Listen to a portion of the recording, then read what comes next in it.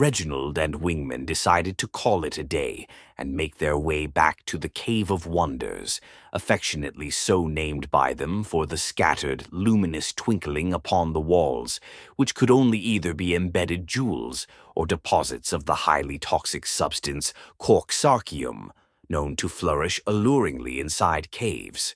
One indeed wonders, but never touches. A simple enough rule that they'd established that ensures them a cost-free lighting solution.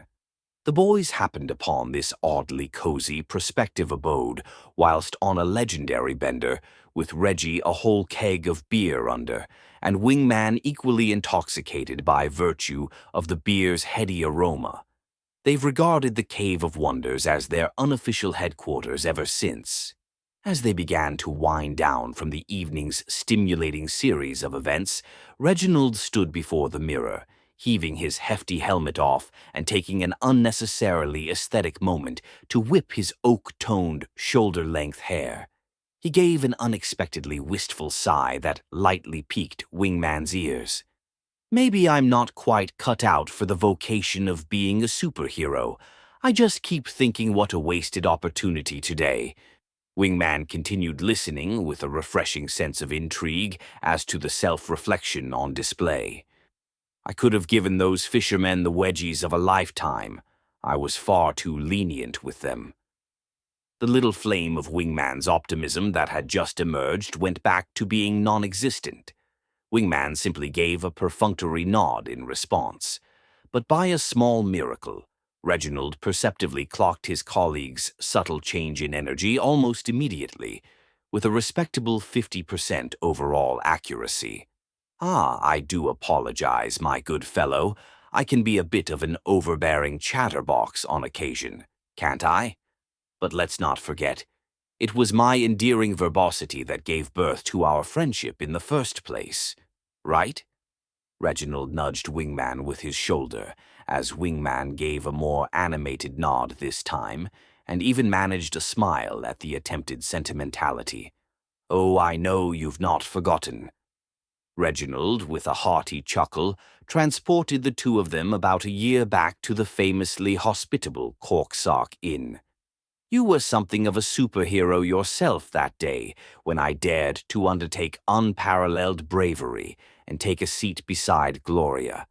I swear to the innumerable gods that I had everything under control right up until I planted my unsuspecting buttocks upon that stool, with its accursed crooked leg that caused me to lose all my pristine composure. Other men devoid of self-respect might have laughed it off, but I didn't stoop to that level.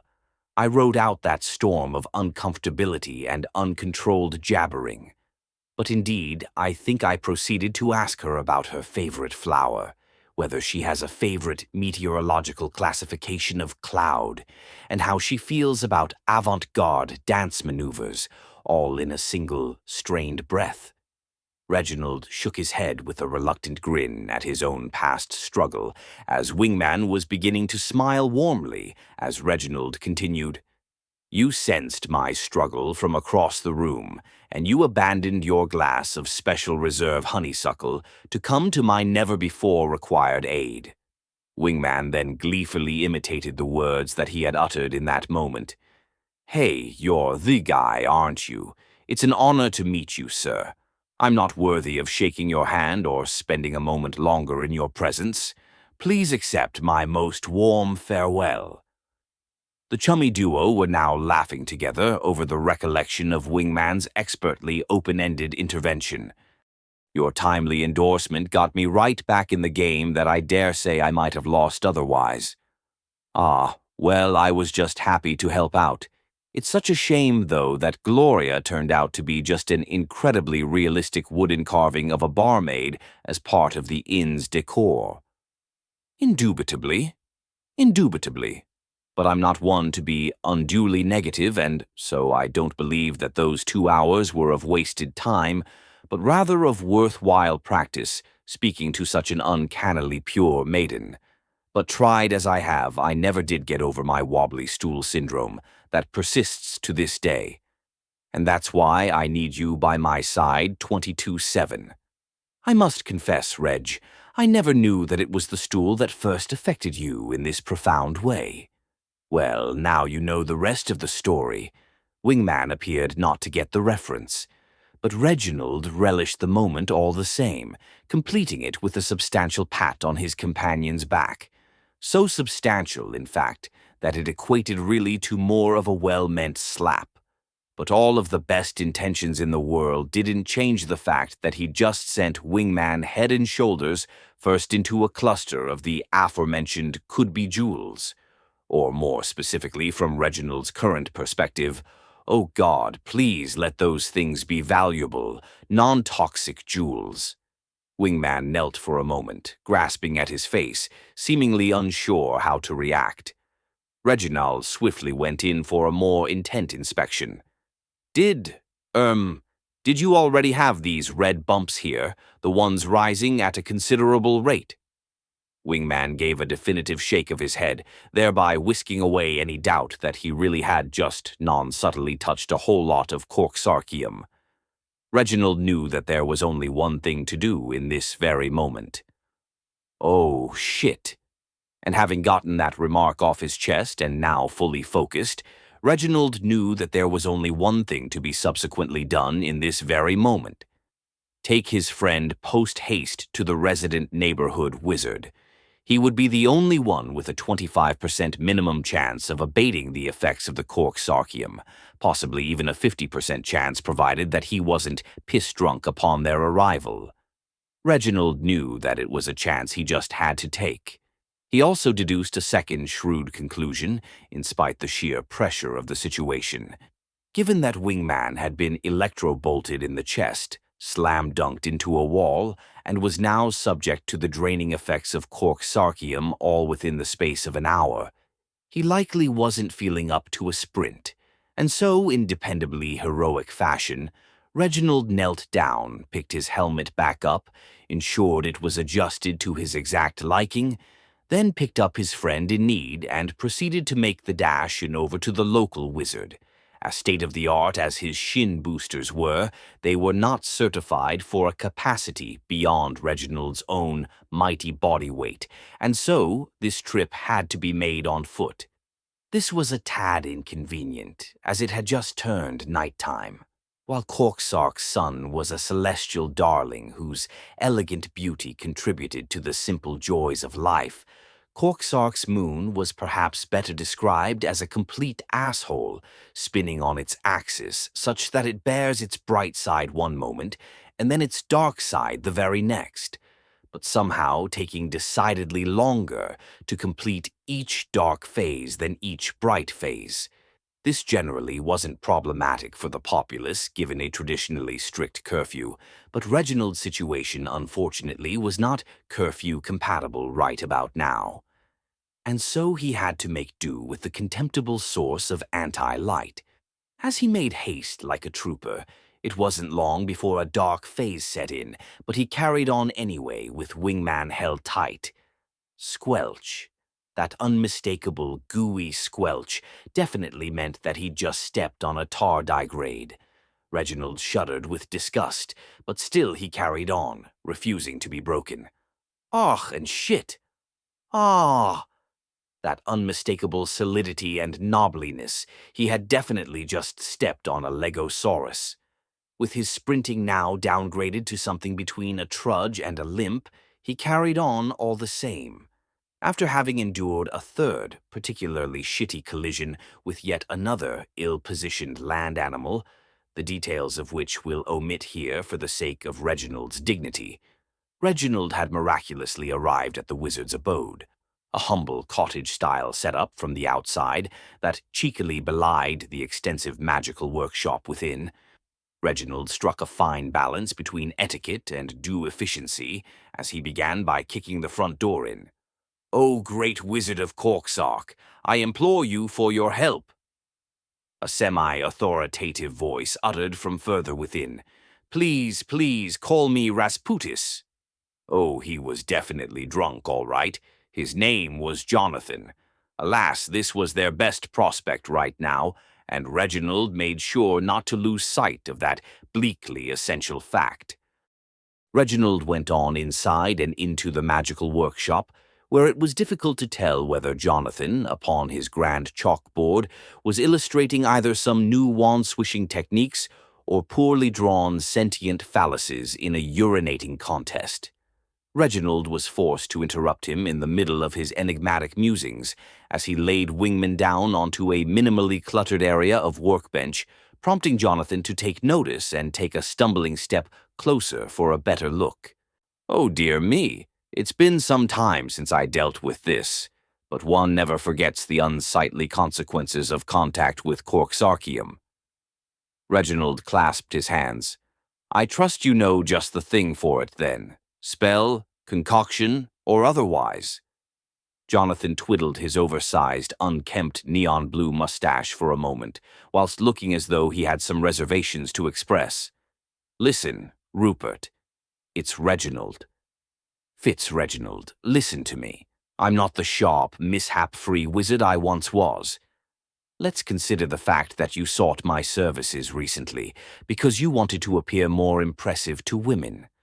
I believe what you requested was the vogue of a wondrous superhero, and I bloody well gave you the vocation of a blunderous superhero.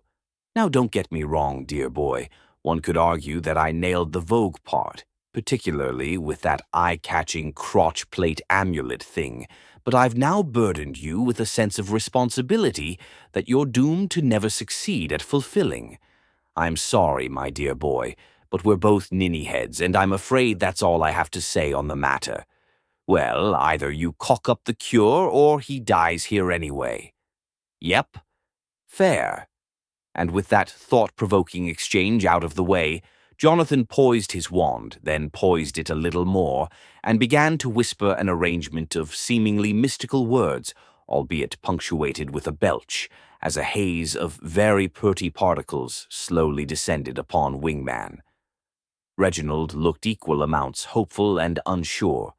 Does the belch give the spell some kind of added kick?" I honestly don't know. But the particles look nice. I'd say that's plenty encouraging." The rather yucky-looking Corksarchium-induced manifestation, by no less than a gigantic miracle, was indeed beginning to subside, as Wingman's expression also began to relax to the point where there was almost a semblance of inner peace. He slowly sat up, collapsed back down again, and tried once again to sit up with Reginald helping to support him this time. It was genuinely super-duper to see the young chappie on the mend, with his whole life as a 22/7 wingman still ahead of him. But perhaps even more joyful in this moment was Jonathan. "Ha ha, I really did it, didn't I? Yes, yes, yes. Oh, they say that a wise man never speaks too soon. But screw it. I'm declaring this a success with no foreseeable consequences right here and now, ha-ha." Jonathan reached for an arbitrarily placed jug of semi-fresh mead and took a long, and I do mean long, swig of it in jubilation, with a crisp gasp that did eventually follow. Reginald had to applaud the wizard that was evidently back in business, primarily for that almost mythic level of booze-chugging. He then made sure to give his heartfelt thanks. "Thank you, oh great wizard, I knew I could count on you. Let me do a good deed for you in return. Would you like a bucket and somebody to hold your hair?"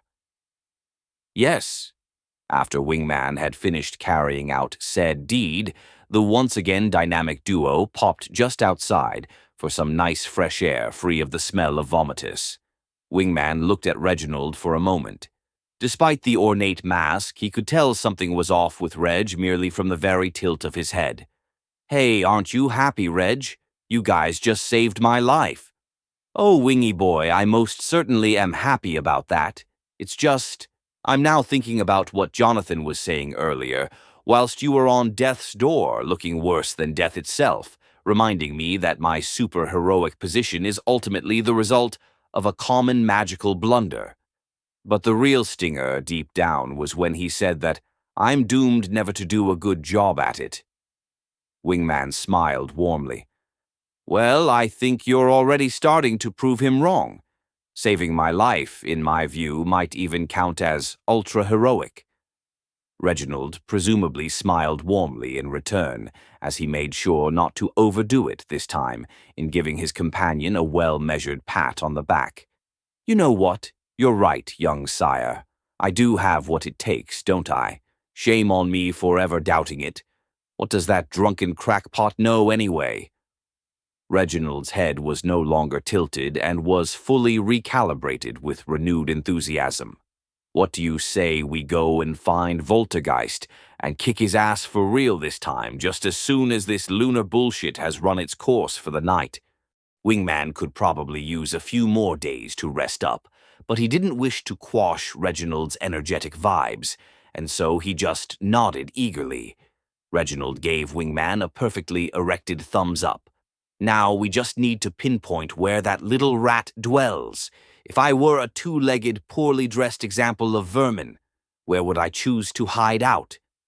Wingman reached into his pocket and pulled out a piece of Voltergeist's formal survey on hypothetical villainy, which he'd been holding on to on a just-in-case basis, as Reginald referred to the address clearly shown at the top.